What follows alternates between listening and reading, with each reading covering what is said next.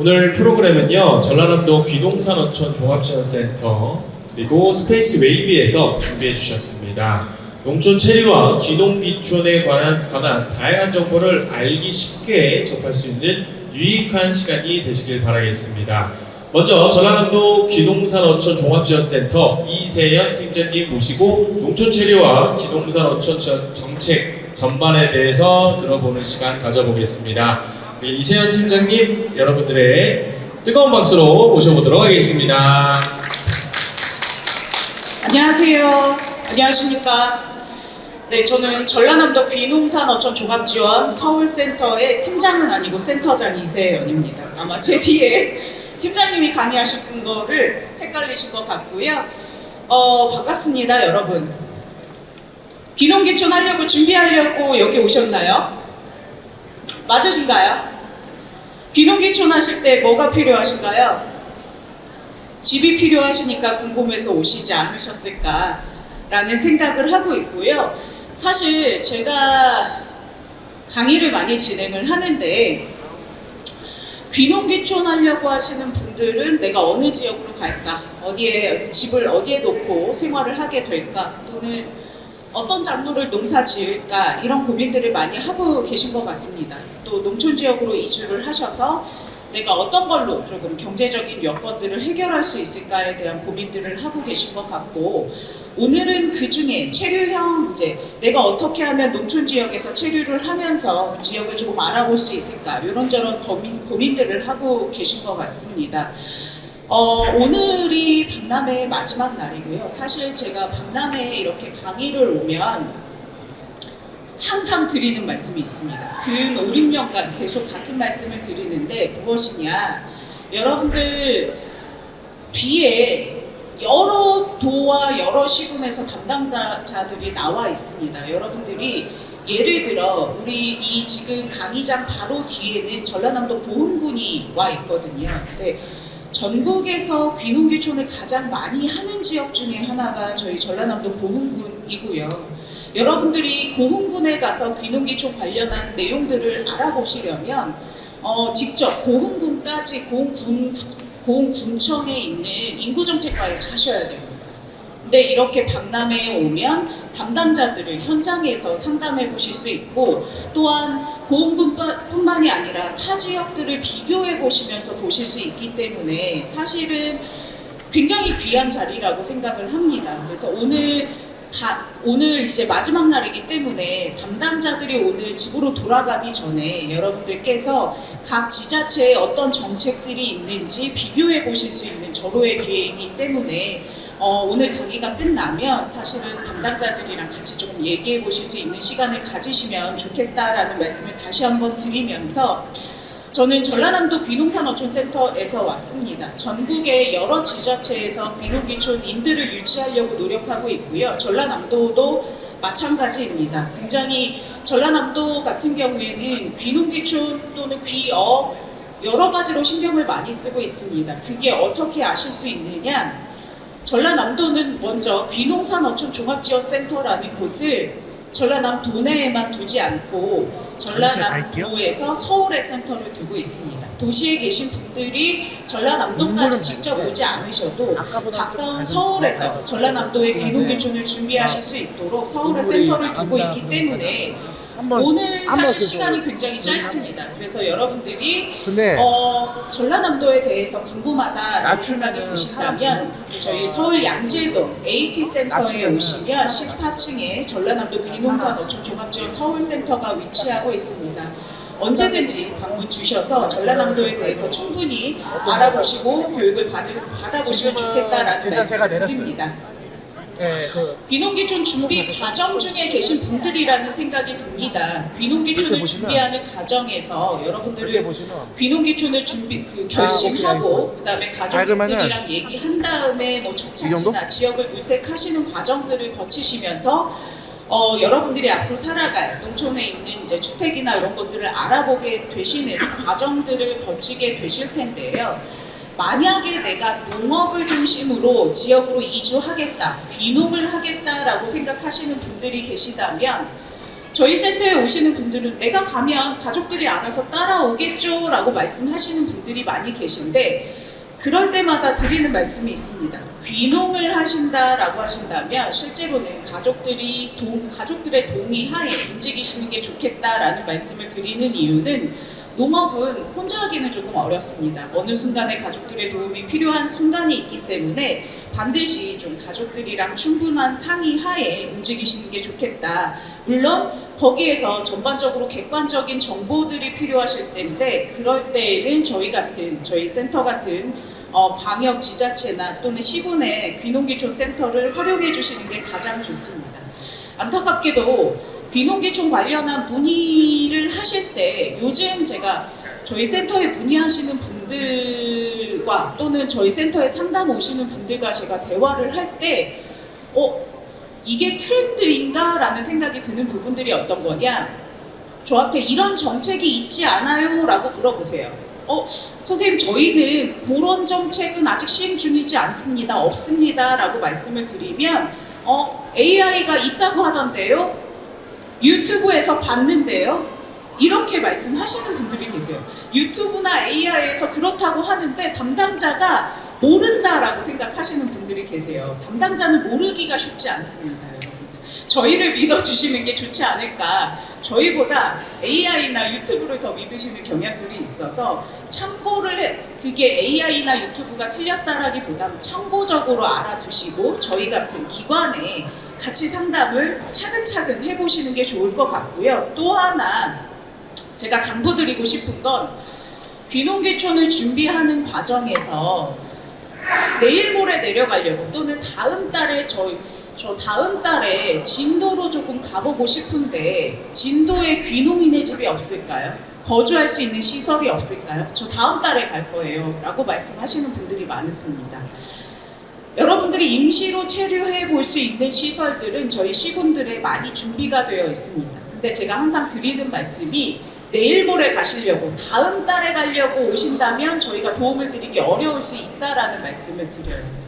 귀농귀촌을 준비하시는 평균 준비 기간이 보통 귀촌, 우리가 농업을 중심으로 하는 게 아니라 전원생활을 중심으로 하는 귀촌인들이 한 1년 정도 준비를 하십니다. 8개월에서 12개월 또는 14개월 사이 준비하시고요. 농업을 중심으로 하는 귀농인들 같은 경우에는 준비 기간이 보통 2년 정도 준비하세요.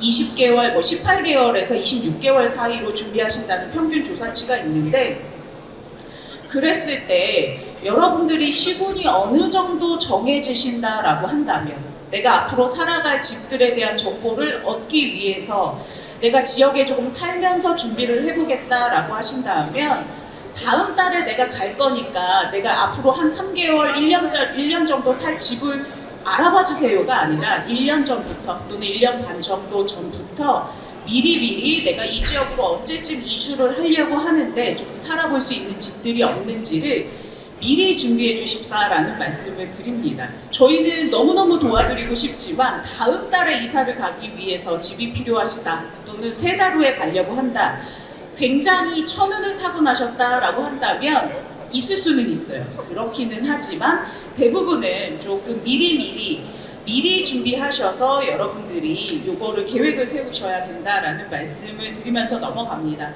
최근은 아니죠. 사실 요거는 24년도 연말부터 농촌 체류형 쉼터라는 게 도입이 됐습니다. 많이들 물어보세요.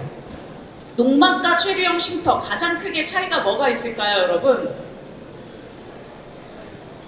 농막이랑 체류형 쉼터, 오늘 사실 제가 30분 강의 시간에 이 모든 걸 다 설명을 드릴 수는 없지만 최근에 많이 물어보시는 이슈입니다.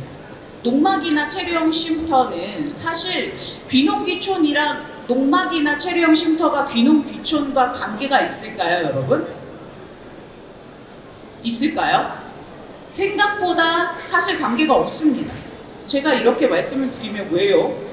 어차피 저희 도시에 있는 사람들이 가서 조금 내가 한 10평짜리 작은 집 하는 게 체류형 쉼터 아니에요? 라고 말씀들을 하시는 경우들이 있는데, 귀농귀촌이랑은 크게 관계가 없을 수 있어요.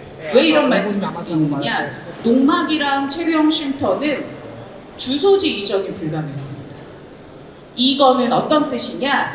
귀농귀촌이라는 건 도시에서 1년 이상 거주하셨던 분들이 농촌 지역으로 실제로 이주를 하셔야 그게 이제 귀농이든 귀촌이든 귀어든 귀산이든 되는 건데, 주소지 이전이 불가능하기 때문에 귀농귀촌에는 사실은 크게 관련이 없을 수도 있다라는 말씀을 드립니다. 단 내가 농촌 지역에 주말 농장이나 이런 것들을 두면서 뭐 거기에 근처에 뭐 또는 체류용 쉼터를 임시로 놓겠다라고 하면은 모르시겠지만, 실제로는 농막이든 체류용 쉼터든 두 가지 모두 주소지 이전이 불가능하기 때문에 내가 귀농귀촌을 하면서 체류용 쉼터를 놓고 살겠다라고 하는 건 맞지가 않는 부분들이 있지만, 최근에 많이들 궁금해 하시기 때문에 농막이나 체류용 쉼터는 제 뒷시간에도 이제 설명을 하실 테지만 간단하게 말씀을 드리자면 공통점이 뭘까요, 여러분?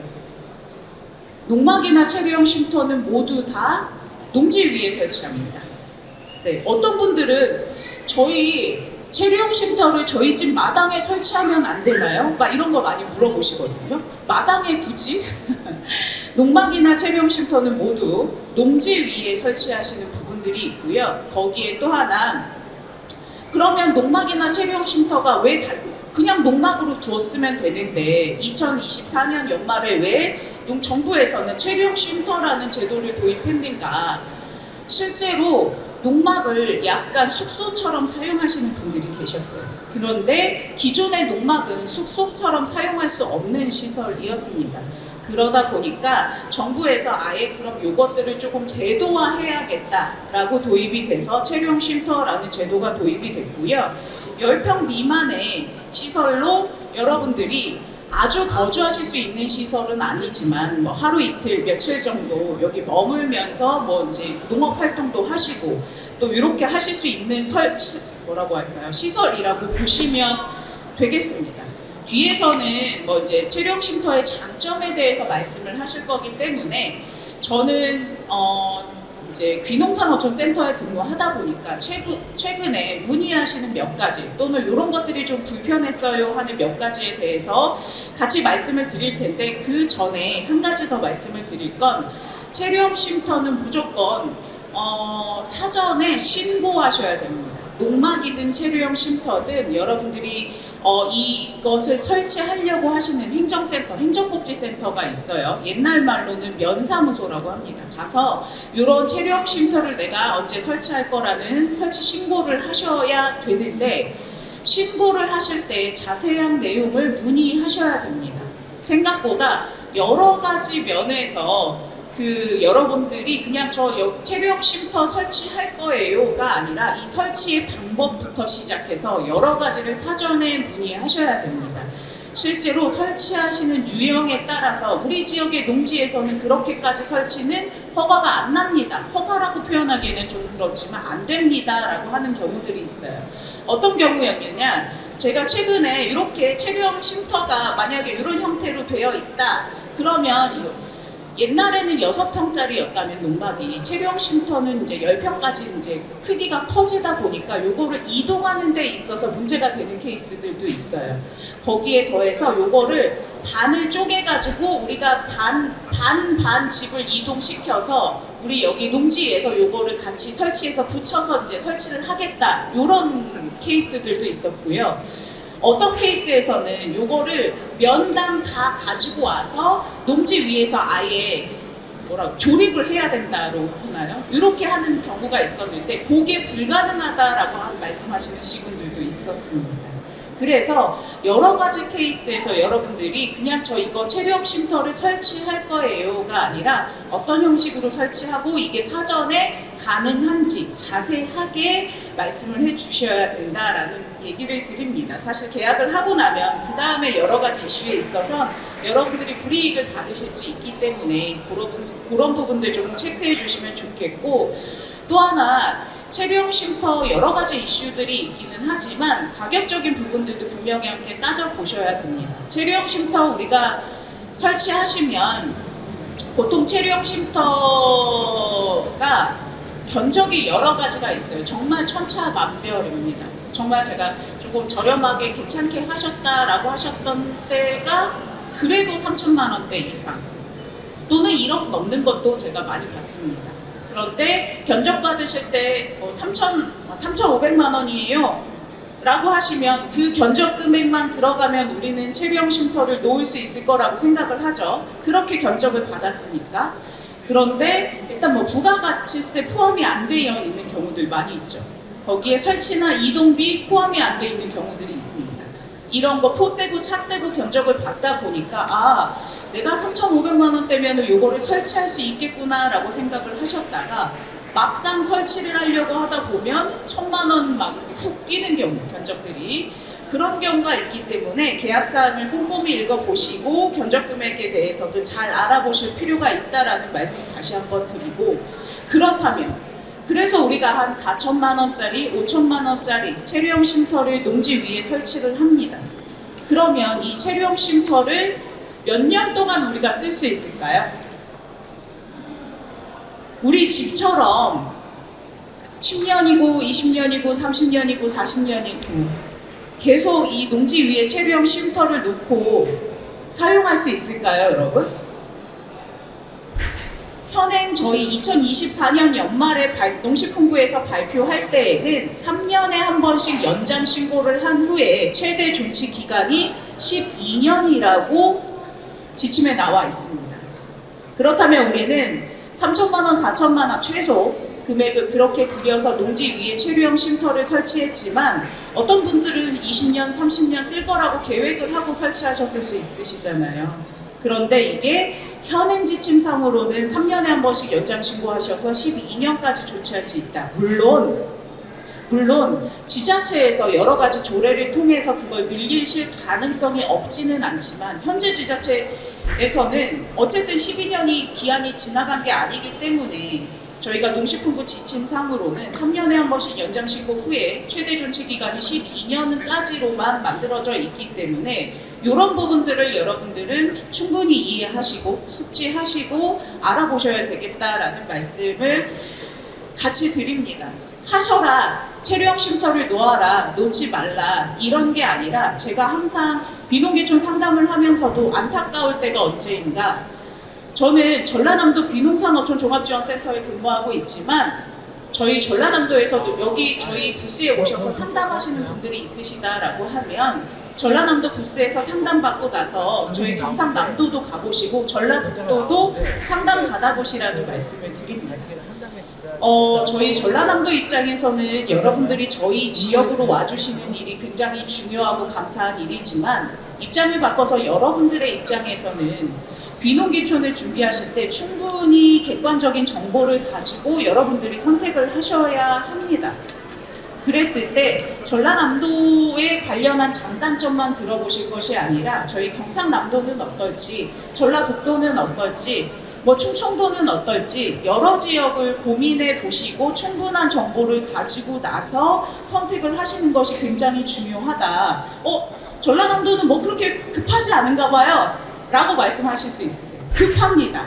급하지만 저희 도의 입장에서 많이 와주시는 것도 중요하지만 여러분들이 저희 지역에, 우리 전라남도에 오셔서 충분히 건강하고 행복하게 사시는 게 훨씬 더 중요합니다. 사람들이 귀농귀촌을 왜 어렵게 생각하실까요? 서울에 살다가 농촌 지역에 사는 게 너무 어려울 것 같아서요? 농촌 지역은 너무 살기가 어려울 것 같아서? 웬만큼 그래도 어느 정도 인프라를 갖추고 있습니다. 귀농귀촌을 준비하시는 분들이 서울과 같은 인프라를 농촌 지역에 원하고 있지는 않다고 생각해요.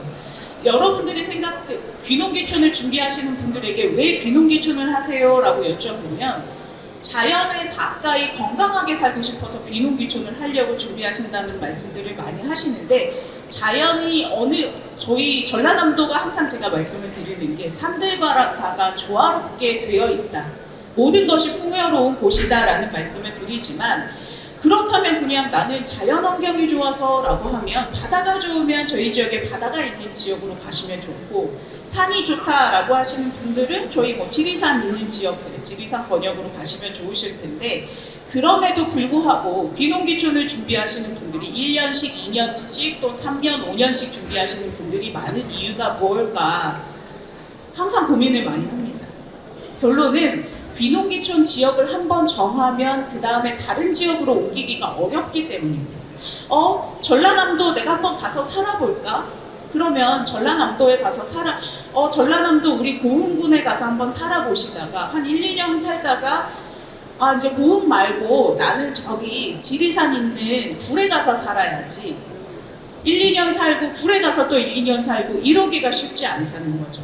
그렇기 때문에 또는 귀농을 준비하시는 분들도 내가 오이 농사가 괜찮다고 해서 오이 농사를 시작했다가 올해 보니까 딸기가 괜찮을 것 같아요. 딸기로 전환하는 것 또는 복숭아 농사를 짓다가 아니야 사과가 나을 것 같아. 이게 쉽지가 않기 때문에 실제로 한번 선택을 하면 그거를 돌리기가 쉽지 않으시기 때문에 굉장히 도시에 계시는 분들이 신중하게 선택을 하려고 준비를 오래 하신다라고 생각을 합니다. 거기에 있어서 가장 중요한 건 여러분들이 객관적인 데이터를 가져가시는 건데 그게 AI나 유튜브는 참고사항 정도로 보시고 이렇게 박람회에서 담당자들이 왔을 때 직접 대면하고 상담해 보시는 게 현실적으로는 도움이 되실 거다라는 말씀을 좀 다시 한번 드리면서 체리형 쉼터는 여러분들이 내가 체리형 쉼터에서 살아야지 라기보다는 귀농귀촌을 준비하면서 일부 지역의 농지나 이런 걸 확보하셔서 왔다 갔다 하실 때 임시로 내가 임시 주거시설이나 거주시설로 활용하시는 데에는 무리가 없지만 말씀드린 것처럼 체류형 쉼터나 농막에 주소지를 이전해서 살아보시기에는 어렵다라는 말씀을 다시 한번 드리면서 그 자료가 필요하신 분들은 저희 쪽에 전라남도 센터에 오셔서 연락처랑 이메일 적어두시면 제가 메일로 보내드립니다. 특히나 여러분들 그래서 요거는 참고를 해주시면 됩니다. 자 보시면 특히 5번에 3년의 범위 내에서 건축조례로 이제 정하도록 되어 있는데 존치기간이 3년에 한 번씩 연장해서 12년까지 존치할 수 있다는 점을 다시 한번 참고해 주시면 좋을 것 같고요. 사전에 반드시 신고하셔야 된다. 체류형 쉼터나 농막 사전에 신고 안 하고 설치하셨을 경우에는 어떻게 될까요? 불법이죠, 당연히. 불법이지만 거기에다 더 어려운 점은 이거를 원상복구 후에 이제 재설치하셔야 된다는 점입니다. 신고하시고 재설치하셔야 되는데 이런 시설들은 규모가 크니까 이동 설치하시는데 굉장히 조금 어려움이 있고 비용이 듭니다. 그렇기 때문에 허가가 아니라 신고인 부분들이 있기 때문에 사전에 조금 신고를 해주시면 좋을 것 같고 체류형 쉼터를 설치하신다는 건 결국은 어느 정도 지역이 정해지신다라는 뜻인데 체류형 쉼터는 아예 지역이 정해지신 거고요. 그 전에 우리 정부에서는 여러분들이 지역을 확정짓기 위해서 여러 농촌의 체험 프로그램들을 가지고 있습니다. 농촌에서 살아보기 프로그램 같은 경우에는 지역에 3개월에서 그 이상까지 지역 내에 머물면서 지역분들이랑 네트워킹하면서 살아보실 수 있는 프로그램입니다. 그린대로라는 사이트에 가셔서 주요 서비스에 보시면 농촌에서 살아보기라는 프로그램이 있고요.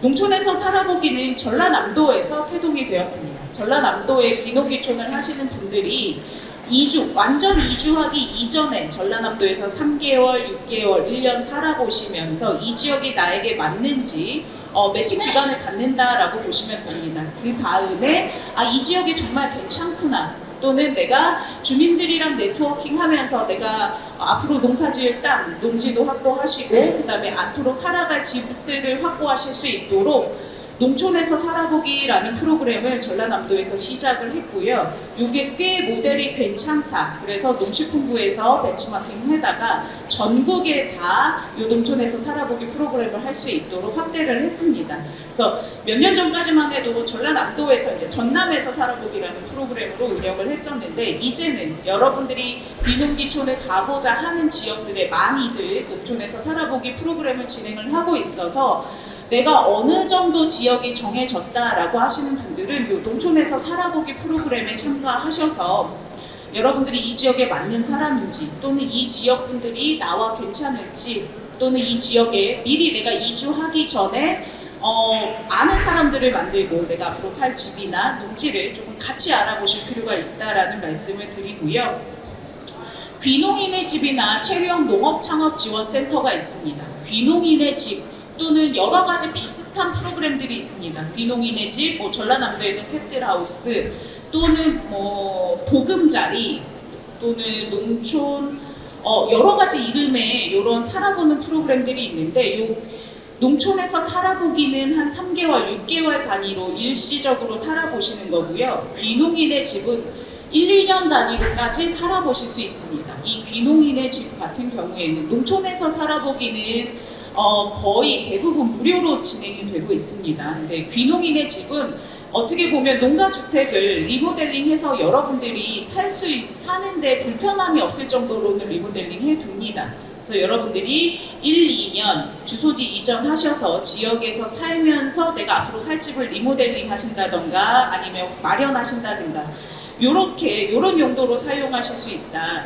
귀농인의 집 같은 경우에 인기가 굉장히 많습니다. 아까 말씀드린 것처럼 제가 다음 달에 이사 가려고 하는데 우리 고흥군의 귀농인의 집에 입주할 수 있을까요? 그럴 때 도움을 드리기는 어렵다. 최소 반년, 1년 전부터 충분히 기간을 가지고 준비하시면서 지자체에 내가 이때쯤 이주하려고 하는데 귀농인의 집을 내가 조금 이용하고 싶다. 그래서 이런 거 모집을 할 때 좀 알림을 달라라고 요청을 해두시는 게 굉장히 중요하다. 미리미리 준비해 주시는 게 좋을 것 같고요. 체류형 농업창업지원센터 있습니다. 이 체류형 농업창업지원센터는 귀농인의 집은 앞선 입주자가 있다라고 한다면 여러분들이 그분이 조금 빠져주셔야 그 다음에 들어갈 수 있는 기회가 있다면 체류형 농업창업지원센터 같은 경우에는 여러분들께서 실제로 그러니까 계획을 하시기 굉장히 좋습니다. 왜? 우리 지역의 4계절을 경험해 보실 수 있어요. 보통은 연말 연초에 입주자를 신청을 받고요. 한 3월 정도부터 11월 말, 12월까지 내가 봄부터 초겨울까지 이 지역에 살면서 텃밭 농사도 지어보시고 지역에 대한 교육도 받아보실 수 있는 이런 시설입니다. 전라남도 같은 경우에는 뒤에 있는 저희 구례군을 포함해서 강진, 한평, 해남, 부안까지 이 체령 지원센터가 있고요.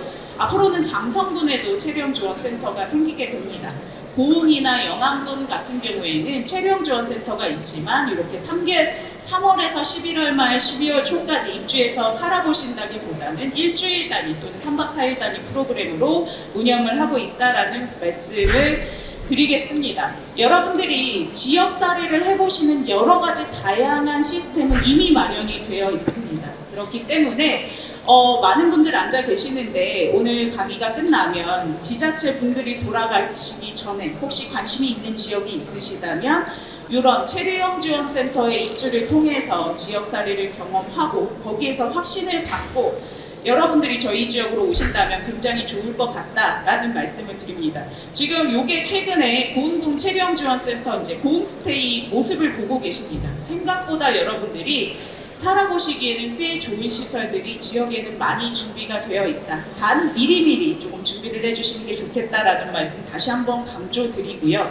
그 다음에 확신을 가지신다면 농지를 확보하셔서 뭐 체류형 쉼터라든가 일부 여러분들이 집을 마련하셔서 거주해 보실 수 있겠다라는 말씀 다시 한번 드리면서 여러 가지 귀농 관련한 정책들이 충분히 마련이 되어 있습니다. 그런데 여러분들께서 제가 30분 내에 그 관련한 정보들을 다 드리기에는 어렵기 때문에 저희 전라남도 귀농산업촌 종합지원센터가 카카오 채널을 마련하고 있습니다.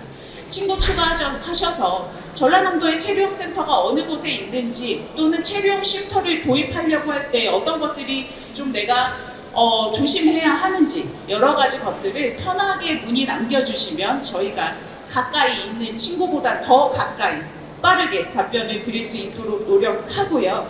저는 전라남도 귀농산어촌 종합지원 서울센터의 이세연 센터장이었고요. 저희 앞에 지금 바로 직선으로 있는 제일 앞에 전라남도 부스에 있습니다. 궁금한 사항이 있으시다면 오늘 중으로 찾아주시면 감사하겠습니다. 고맙습니다.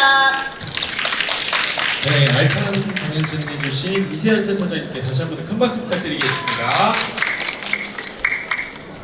이어서 스페이스 웨이비 최우재 팀장님께서 강연을 진행해 주시겠습니다. 여러분들 뜨거운 박수로 맞이해 주시길 바랍니다.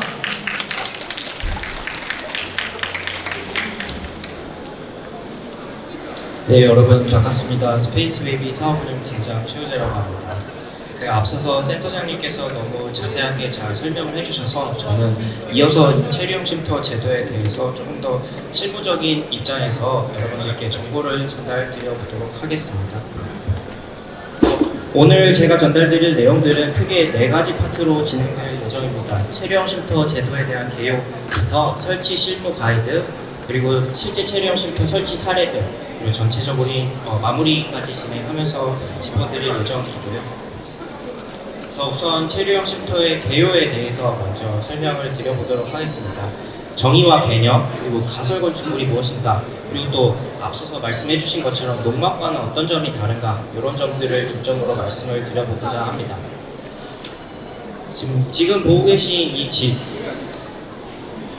그리고 이제 내부에는 이렇게 조성된 실제 주택이라고 보기에도 손색 없는 이 모습들이 바로 이제 체류형 쉼터의 모습들입니다. 보시면 이제 부엌에서부터 거실, 그리고 화장실까지 그리고 조성이 되어 있는데요. 이제 체류형 쉼터란 결국에 본인 소유 농지에 별도의 농지 전용 허가 없이 설치 가능한 가설 건축물 형태의 임시 숙소를 말씀드리는 겁니다. 기존 농막과 다른 점은 이제 농막은 앞서 말씀해주신 것처럼 숙박이 불가능하지만 이제 체류형 쉼터에서는 취사와 쉼의 기능이 가능하다라는 점이 가장 큰 차이점이라고 할 수 있습니다. 그래서 이제 조금 더 정의에 대해서 자세하게 알아보자면 이제 설치 주체는 이제 농업인 혹은 이제 주말 체험 영농인 그리고 그 세대원까지를 포함합니다.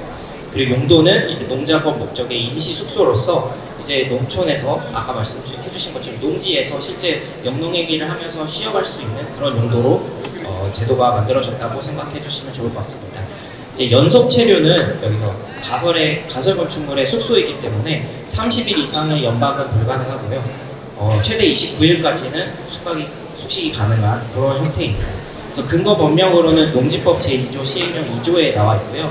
그리고 아까 2025년 1월 제정된 시행규칙 제3조의 2에 체류형 쉼터에 대한 기준들이 잘 나와 있습니다. 그래서 결국 체류형 쉼터가 나오게 된 배경은 이제 농촌 생활 인구의 확산 그리고 농촌 소멸에 대응하고 농업 경영의 편의를 높여서 영농의 효율에 기여하고자 함이라고 농림축산식품부에서 발표를 하고 있습니다.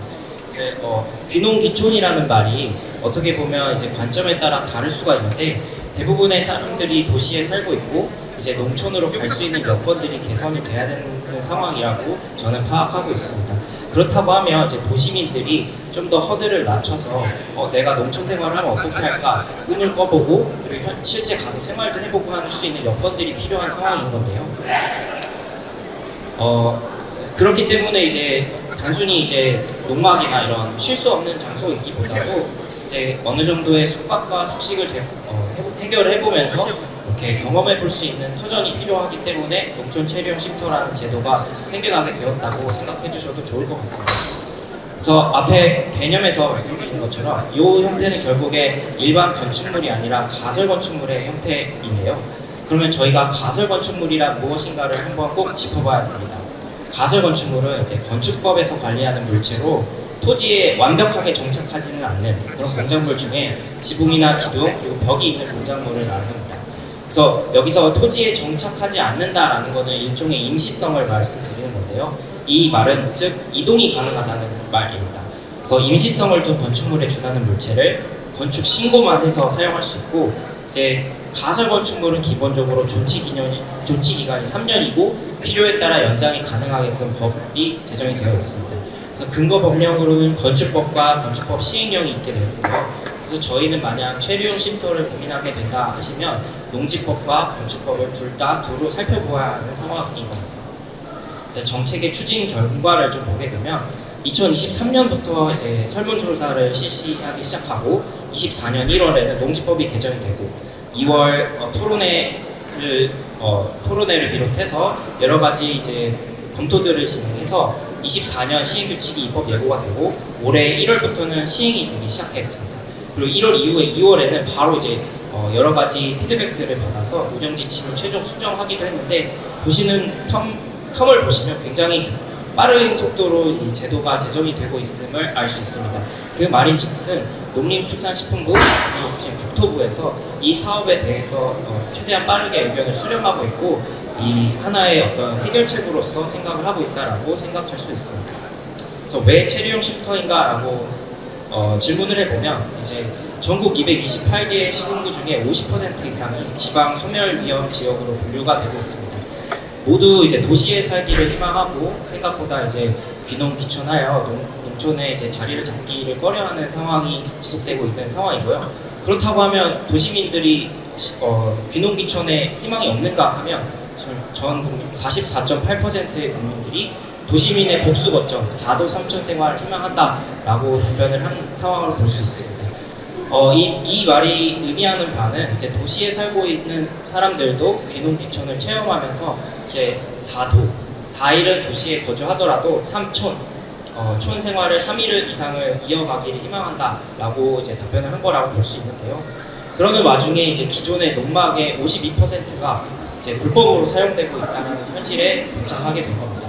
농막은 연면적 20제곱미터 제한이고 숙박이 불가해서 사실상 창고로서 기능하게끔 제도가 나와 있는데 이거를 이제 불법 건축물로서 이제 실제로 거주 행위를 하는 사람들이 많이 늘어나게 되고 뒤에서 설명하겠지만 이제 굉장히 잘못된 용도로 농막을 사용하는 부분들이 많이 있었기 때문에 이거를 양성화해야 되는 필요성도 정부로서는 이제 생각을 하셨던 것 같습니다. 국민 10명 중 8명이 농촌에서 체험할 수 있는 주거시설이 필요하다라고 2023년 조사된 대국민 설문조사에서는 나와 있습니다. 이렇게 이제 이러한 다양한 배경들을 놓고 이제 체류형 쉼터가 생겨나게 되었다고 보시면 될 것 같습니다. 그래서 그러면 정말 농막과 체류형 쉼터가 구체적으로 어떻게 다르냐라는 점을 이제 설명을 드리자면 농막은 농기구와 농작물을 보관하는 어떤 간이 시설입니다. 그래서 숙식이 전혀 불가능한 상태이고요. 하지만 체류형 쉼터의 경우에는 임시 숙소의 형태의 거주 시설로서 여러분들이 자고 음식을 해먹고 또 화장실을 이용하시는 게 전부 양성화되어 있다라는 점이 다른 점일 수 있습니다. 그리고 연면적 같은 경우에는 20제곱미터 이하의 농막은 6평 미만인 건데요. 체류형 쉼터의 경우에는 33제곱미터 이하까지 늘어나게 되면서 실제 거주할 수 있는 10평까지 늘어나게 되었습니다.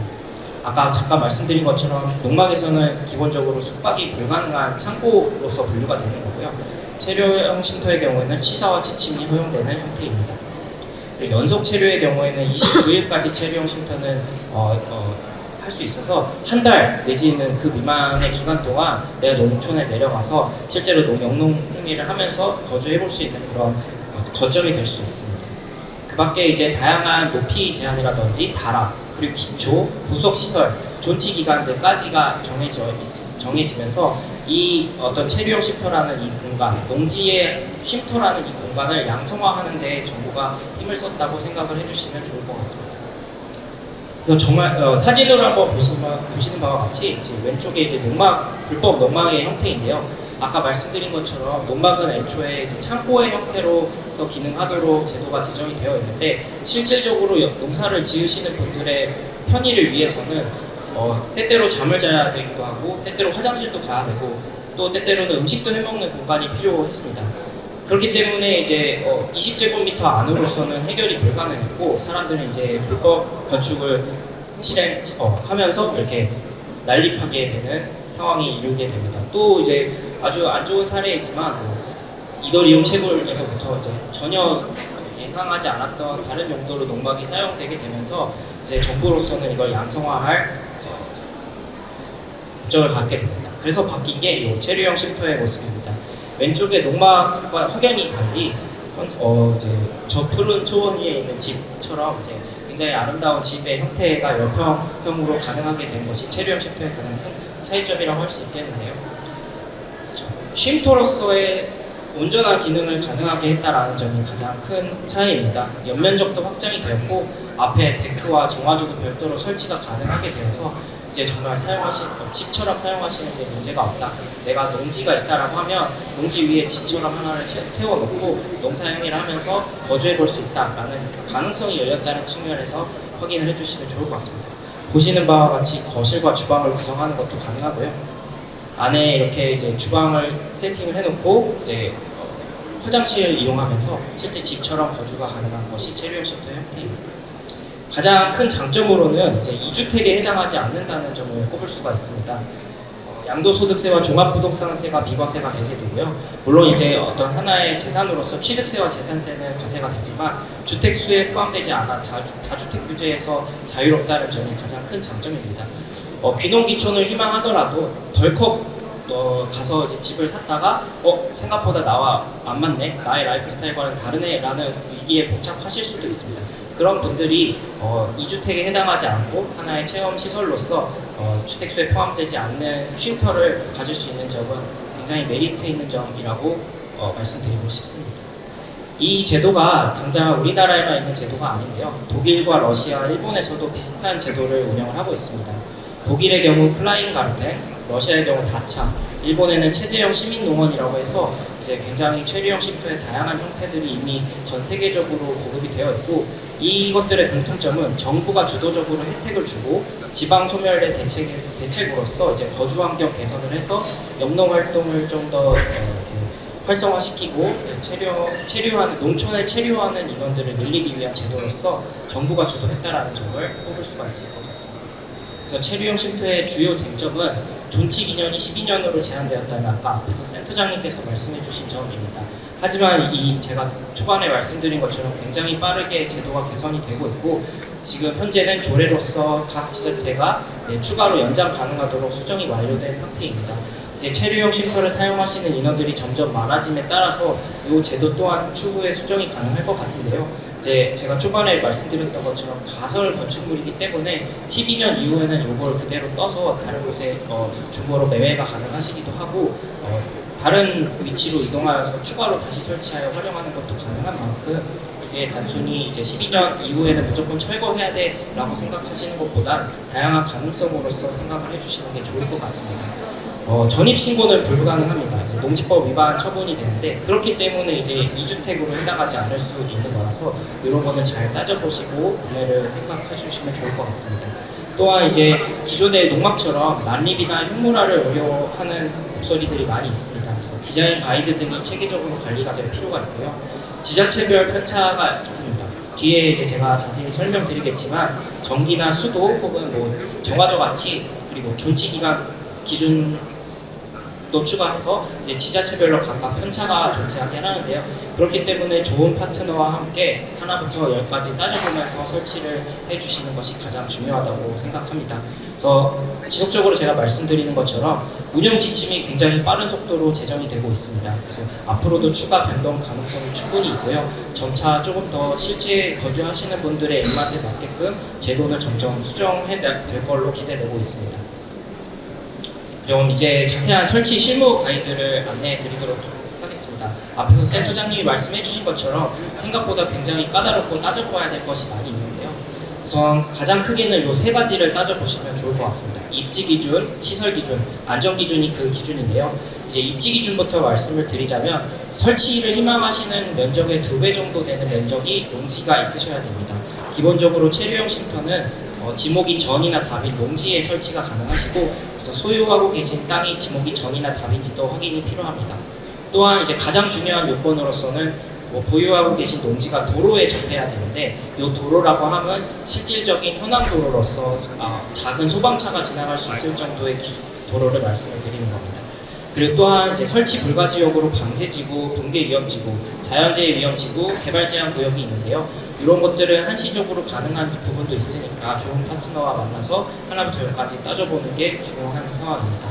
시설 기준으로는 아까 말씀드린 것처럼 33제곱미터에 10평까지 구성이 가능하게 되었고, 높이는 4m까지 이제 구성이 가능합니다. 또한 처마나 데크도 이제 기존의 농막에서 불가능했던 게 체류형 쉼터에서 다 가능하게 풀려났고요. 정화조와 주차장도 설치가 가능하게 되어 있어서 내 농지에 주차도 할 수 있고 정화조도 설치할 수 있게 되는 메리트가 있습니다. 그리고 그 밖에는 안전 기준으로서 소화기 비치 의무, 그리고 그런 어떤 안전적인 거를 다 준수하게끔 기준이 정립되어 있습니다. 그래서 입지 기준에서 가장 어려운 지점이 나의 땅에 어떻게 놓을 수 있는가일 텐데요. 이제 여기 되게 어렵게 이렇게 나와 있지만 결국에 내 체류형 쉼터의 면적, 주차장의 면적, 그리고 데크의 면적, 정화조의 면적을 다 더한 것보다 내가 영농하는 면적이 더 크면 된다라고 생각을 해주시면 되고, 만약에 그 안에서의 이동로가 필요하다라고 하면 그 면적의 이동로의 면적을 더한 면적이 필요하다라고 생각을 해주시면 좋습니다. 그래서 보통 체류형 쉼터 10평을 가득 채워서 만드시고 주차장과 데크, 정화조를 활용한다라고 생각을 하시면 최소한 45평 정도의 농지가 있으면 설치가 가능하다라고 생각해 주시면 좋을 것 같고요. 거듭 말씀드리는 게 이 도로가 반드시 접해야 된다는 점이 가장 큰 점입니다. 그래서 입지 기준에서 또한 가장 걸리는 점이 소방차가 진입이 가능한 적도 여건에 대한 확보인데요.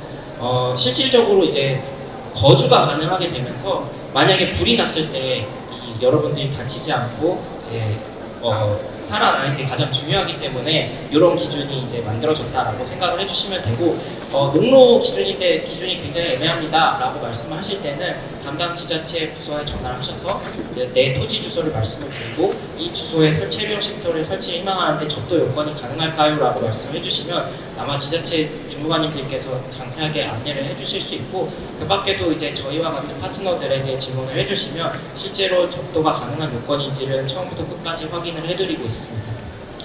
그리고 이제 시설 기준에서는 독립기초 기준이 있는데요. 아까 말씀드린 것처럼 체류형 쉼터는 가설 건축물의 영역에 속하게 됩니다.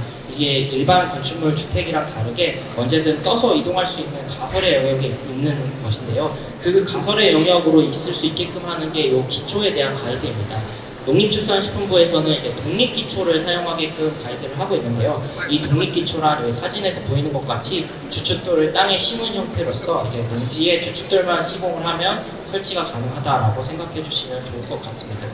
그래서 실제 설치가 된 모습은 이런 식으로 되게 되고요. 이렇게 이제 밑에 독립기초 위에 체류형 쉼터가 얹히는 모습이고, 이렇게 될 경우에는 추후에 이 기초에서 건물을 드러내서 이동이 가능하다는 점을 특징으로 뽑을 수 있을 것 같습니다. 그리고 이제 설치 기준 중에 가장 중요한 게 이제 4m인데요. 이제 나는 다락도 놓고 싶고 2층도 놓고 싶은데 가능하나요? 라고 문의를 주시는 분들이 많이 있습니다. 이제 가장 최하 지표면에서부터 가장 최끝단 지붕 끝까지가 4m 이내에 구성이 되어야 되게 되는데, 일반 거주의 편의성을 생각하면 그 안에서 2층을 뽑는 것은 불가능하게 됩니다. 그래서 다락을 만약에 두시게 되더라도 다락 높이가 1m에서 1.2m 이내로 끊기게 되는데, 요거는 성인 남성이 서기에 어려운 정도의 크기로서 다락은 이제 잘 따져보고 고민을 해주시는 게 중요할 것 같습니다. 그리고 이제 가장 어려워하시는 부분이 데크를 가장 넓게 뽑고 싶은데 데크를 어떻게 설치하냐 질문을 해주시는 분들이 많이 있습니다.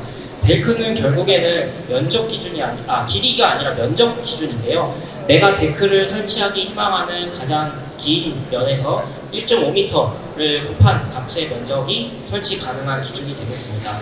그래서 데크의 형태 자체는 어떻게도 설치가 가능하신데, 설치하고자 하는 만약에 길이가 가장 긴 외벽의 기준이 6m이다 하면 그 6m에서 1.5m를 곱한 9제곱미터까지가 허용 가능한 데크의 면적이 되겠고요. 그 이상을 초과하는 면적은 건물 본체 면적에 편입이 돼서 건물 본체 면적과 초과분의 면적이 33제곱미터 미만이 돼야 되는 특징이 있습니다.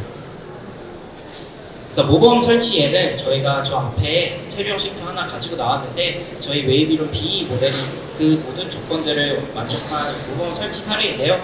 보시는 바와 같이 이렇게 데크와 이제 건물 그리고 처마까지 뽑은 형태로서 이제 거주에 손색 없는 모습을 보여드리고 있습니다.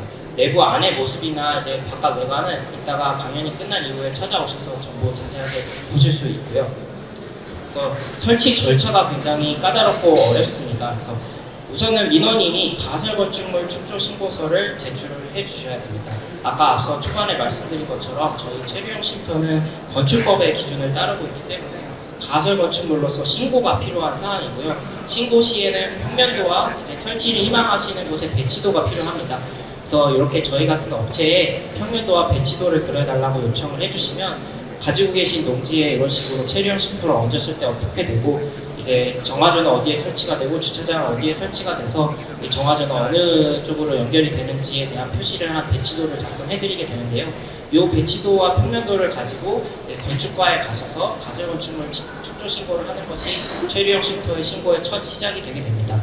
신고를 하시게 되면 이제 지자체 분들께서는 신청서 접수를 하시고 서류를 검토하시게 되는데 이때 이제 농지부서와 환경부서가 붙어서 이 땅에 체류형 쉼터 설치가 가능한 게 맞는지 혹은 정화조 요건들에 걸리는 것이 없는지를 검토하시게 되고 이제 그 다음에 이제 그 문제가 없다라고 하면 민원인께서는 신고 필증을 요구받게 됩니다. 신고 필증은 신청서 접수일로부터 3일 이내에 하게 되어 있고요. 이제 농지법 등 관련 법령에 따른 제한 규정 확인이 11일 이내에 의견 조회가 돼야 되기 때문에 처리가 15일 이내 된다라고 생각을 해주시면 좋을 것 같습니다. 그 이후에는 이 상하수도 및 전기 설치 신고 절차가 진행이 되게 되는데 정화조 설치 신고라든지 한전에 전기를 추가로 신청을 한다든지 등의 절차가 되게 될 것 같습니다. 사실 이런 상하수도 및 전기 설치의 영역에 있어서는 요 신고 전에 나의 땅이 정화조 설치가 가능한 땅인지 한전은 들어오는지에 대한 검토가 사전에 선행이 되어야 되는데 그렇기 때문에 덜컥 계약부터 하시기보다는 이제 전문 상담인을 통해서 내가 갖고 있는 토지가 정화조는 설치가 되는지 전기는 들어오는 땅인지를 따져보는 게 더 중요할 것 같습니다. 그 이후에는 이제 가설건축물 관리대장에 등재가 되고 농지대장에 등재가 돼서 이제 추후에는 이제 신고하시고 사용하실 수 있게 되는 프로세스입니다. 결국 이런 복잡한 절차 전에 내 땅이 물리적으로 설치가 가능한 땅인지를 검토하고 설계하는 과정이 가장 중요한 과정인데요.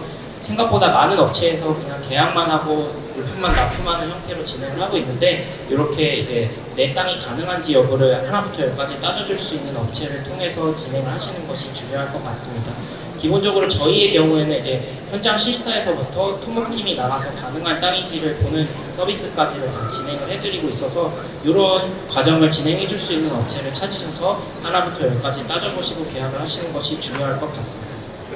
그래서 결국 가장 중요한 건 인프라입니다. 지배 형태로서 실제 거주의 행위를 해야 되기 때문에 전기도 들어와야 되고 수도도 들어와야 되고 정화조도 설치해야 되고 또 통신도 사용하셔야 됩니다. 근데 그 모든 것들이 사실은 계약 전에 이루어져야 되고 사실 구매를 하시고 체류형 시설을 사용하시기 희망하시는 개인이 이 모든 것을 다 확인하시기에는 어려움이 많습니다. 그렇기 때문에 이제 하나부터 열까지 도와드릴 수 있는 파트너를 찾으셔서 이런 부분들이 가능한지를 따져보시고 그 이후에 결정을 하시는 것이 중요한 포인트일 것 같습니다. 그래서 설치 전 체크리스트를 크게 정리를 해보았는데요. 우선 농지 소유권 및 설치 가능 여부를 확인해 주셔야 됩니다. 내가 갖고 있는 농지가 설치가 가능한 땅인지 그리고 내가 갖고 있는 땅이 농지는 맞는지 확인해 주셔야 하고요. 설치 제한구역 해당 여부를 확인해 주셔야 됩니다. 농지도 맞고 내가 보기에 물리적으로 설치도 가능해 보이는데 방제지구, 개발제한지구 등에 해당하게 되면 설치가 불가능하실 수 있습니다. 또한 아까 거듭 말씀드린 것처럼 소방차 진입이 가능할 정도의 도로 정도가 가능한지 확인을 해주셔야 되고 여기에 제가 소방서협이라고 적어놨는데 보통 지자체 농지과라든지 건축과에 체류형 쉼터로 문의를 하시면 그 소유하고 계신 땅이 가능한지 여부에 대해서 지자체 공무원께서 친절하게 안내를 해주실 겁니다. 그 이후에는 이제 체류형 쉼터 플러스 부속시설 면적이 2배 이상 가능한지 아까 말씀드린 것처럼 최소한 40평에서 45평 정도에 되는 농지인지를 확인해 주셔야 되고 전기가 인입 가능한지 여부들도 확인해 주셔야 합니다. 또한 이제 수도를 사용하실 경우에는 이제 지하수를 연결해야 되는지 혹은 이제 일반 농업용수를 연결할 수 있는지를 따져보셔야 하고 정화조 설치가 가능한지 여부들도 확인해 주셔야 합니다. 그 이후에는 이제 기초 방식을 결정하고 우선 경로를 확인해 보신 다음에 기타 이제 각 땅에 기속이 되는 특별한 법규 사항들이 있다라고 하면 확인해 보는 절차가 필요할 것 같습니다. 그래서 설치 절차 플로우를 빠르게 안내를 드리자면 농지 확인, 방금 말씀드린 체크리스트에 확인을 해주시고 도로 조건을 확인해 주신 다음에 우선 정화조가 가능한지를 확인해 주시는 것이 좋을 것 같습니다. 그 이후에는 전기와 수도 인기님 연결을 확인해 주시면 업체를 선정하셔서 계약을 해도 되는 조건에 이르게 됩니다. 그 이후에 업체를 선정하셔서 계약을 하시게 되면 체류형 쉼터와 가설건축물 축조 신고를 진행하시게 되고 보통 이제 체류형 쉼터의 경우에는 모듈러 건축 업체에서 많이 만들게 되는데 그 모듈러 공장 업체에서 이제 이 시점에 공장에서 제작을 맡기시면 됩니다. 제작을 하게 되면 통상 4주에서 6주 정도가 소요가 되게 되고요. 현장 설치는 보통 하루면 끝나게 됩니다. 그 이후에는 이제 소방시설, 소화기라든지 이제 방제 알람이라든지를 설치하시게 되고 이후에는 농지대장 절차를 진행하면서 사용하실 수 있게 됩니다. 그래서 그리고 또한 현재 기존 농막을 쉼터로 전환하게끔 유도를 하고 있는데요. 전환 방법은 세 가지가 있습니다. 아예 기존에 있던 불법 농막을 철거하시고 새로 신축하시는 방법이 있을 수 있고요. 기존 농막의 20제곱미터를 그대로 조치를 하고 13제곱미터만큼 추가로 증축하시는 방법도 있습니다. 다만 이럴 경우에는 기존 농막 20제곱미터가 법적인 사항에서 불법 사항이 없는지를 확인을 해주셔야 되는데, 만약에 불법 사항이 있으시다라고 하면 이렇게 13제곱미터만 증축하는 것은 불가능하게 되고요. 아니면 이제 같은 필지 내에 별도로 한 동을 더 설치하는 걸로 이렇게 면적만 확보를 하시면 가능한 상황입니다. 그래서 이 농막의 신토로의 전환은 지금 법이 시행된 시기로부터 3년 이내에 하게끔 유도를 하고 있는데, 그 시기는 2028년 1월경까지입니다. 현재 그 개인이 직접 체류용 쉼터를 많이 설치를 하고 계신데, 다양한 지자체에서 체류용 쉼터 복합단지 조성 사업을 실제로 검토를 하시고 있고, 여러 지자체에서 저희한테 협업 관련 문의를 주시고 있기도 합니다. 그래서 이 체류용 쉼터를 단순히 개인이 개인의 농지를 활용해서 짓는 것뿐만 아니라 지자체에서 앞장서서 체류용 쉼터 단지를 만들고 그 부분을 이제 영농 활동을 할 수 있는 체험의 장으로서 활용하는 사업을 기획을 하고 있어서 추후에 여러분들께서 관심을 가지시고 이런 법적인 사항들과 제도들이 어떻게 달라지고 있는지를 한번 체크해 보시면 좋을 것 같습니다. 그러면 이제 체류용 쉼터 설치 사례들을 간단하게 보여드리겠습니다. 저희가 만드는 모델 중에 이렇게 방 하나와 거실과 주방이 통합된 형태, 그리고 현관으로 들어간 화장실이 있는 이런 형태의 구성의 제품을 많이 판매를 하였는데요. 보시는 바와 같이 이제 차로 5톤 트럭으로 이동해서 크레인으로 떠서 설치를 희망하는 위치에 설치를 하게 됩니다. 설치된 모습은 이렇게 되는데요. 요 앞에서는 실제로 농사행위를 하시고, 아까 앞에 보여드렸던 그런 내부의 방이나 거실 그리고 주방을 활용하면서 이제 영농 활동을 하시면서 쉬어갈 수 있는 장소로 활용을 많이 해주시고 계십니다. 또한 이제 농지이다 보니 다소 접도 요건이 어려운 분들이 많이 있어서 설치를 희망하시면서도 설치를 못하시는 고객분들이 많이 있습니다. 그런 고객분들을 대상으로 저희는 이제 요 폭을 좀 조정해서 2.5m에 6m, 2.5m에 7m를 조정을 해서 두 개의 모듈을 현장에서 결합하는 형태로 10평을 구성하기도 하는데요. 이렇게 되면 특징이 이제 5m짜리의 큰 거실과 주방 공간이 생겨나게 됩니다. 요게 설치 모습인데요. 실제로 저희가 요 땅 같은 경우에는 돌담이 많은 제주도의 좁은 길목을 이동을 해서 설치했던 사례로 제 소개를 드릴 수 있을 것 같습니다. 그 밖에는 이제 복층 형태로 이제 생각을 하시고 설치하신 분이 있는데요. 아까 제가 설치 요건으로 말씀드렸던 그 4m 이내 범위에서 이렇게 복층을 구성을 하셔서 사용하고 있는 사례도 있습니다. 그래서 이제 설치 사례로서 저희가 가장 기본적인 웨이비룸 B라고 하는 모델을 오늘 가지고 나와 있는데, 오늘 강연이 끝난 이후에 실제 실물 한번 보시면서 이런 형태로 체류용 쉼터를 구성이 가능하구나, 농지 위에 이런 형태로 구성할 수 있겠구나를 상상해 보시면 좋을 것 같습니다. 마무리로는 아까 제가 앞에서 굉장히 복잡하고 다양한 절차들을 말씀을 드렸는데, 그런 좋은 파트너를 만나셔서 하나부터 10까지 따져보고 계약 이전에 사전에 따져보셔야 되는 것들을 검토해 보시는 과정이 중요할 것 같습니다. 그래서 저희는 이제 전문팀을 기반으로 해서 스마트 턴키로서 이제 건축 설계부터 제도에 대한 그 절차 수행 및 운반 설치, 그리고 실제 제조 이후에 사후 서비스까지 전부 진행해드리고 있는데, 제가 이거를 설명드리는 이유는 단순히 저희 업체를 소개한다기보다도 체류용 쉼터를 고민하실 때 이 정도 기준을 갖춘 업체랑 진행하는 게 맞겠다의 기준으로서 한번 생각을 해주시면 좋겠다는 의미에서 소개를 드리고 있습니다. 네, 그 밖에 저희는 조달청에도 저희 제품을 등록하고 있어서 실제 지자체 공무원분들께서도 저희 제품을 구매를 하셔서 지자체 사업에 활용을 해주시고 계시고요. 그 밖에 다양한 유튜브 채널들이나 여러 소통 채널을 통해 설치 사례들과 이제 다양한 안내 사항들을 안내해드리고 있습니다. 그래서 저희는 더 나은 집을 더 합리적으로 전 세계 모두에게 공급하자라는 목표로 진행하고 있는 업체인 만큼, 여러분들이 체류용 쉼터 혹은 귀농귀촌 이후에 주택을 설치하시는데 도움을 드리고자 이 건축박람회가 아닌 와이팜 엑스포에 나오게 되어 있는데요. 다양한 니즈를 가지고 저희 부스 방문해 주시면 처음부터 여기까지 상세하게 상담 도와드리도록 하겠습니다.